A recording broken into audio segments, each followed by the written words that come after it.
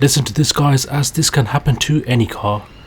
While I was driving on the motorway, another driver noticed white smoke coming from my driver's side wheel. Also I can hear a screeching, squeaking noise that's probably coming from the brake disc.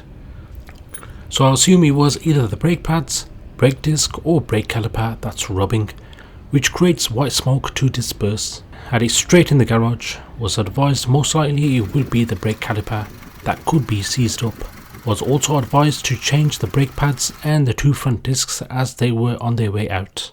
So I bought two sets of front and rear Brembo brake pads, which are literally one of the best brands out there, and a set of two front brake discs. As a general rule, it's highly recommended to change your brake pads or brake discs in pairs, not just on one wheel.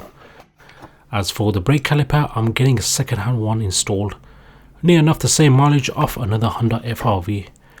If you was to purchase one brand new, I would change it in pairs, so basically both of them, as you may experience brake imbalance between the front wheels and tyres if you don't. Now quite surprisingly, this driver side caliper seems fine as the piston moves in smoothly. We checked the passenger side brake caliper and it was completely seized up. So it was actually the passenger side wheel creating all that smoke, blowing it across, which I thought there was an issue with the driver side wheel.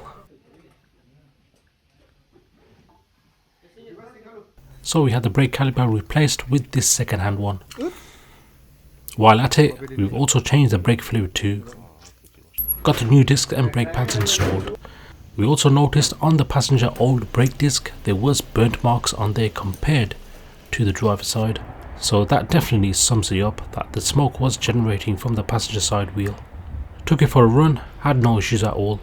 Drives super smooth.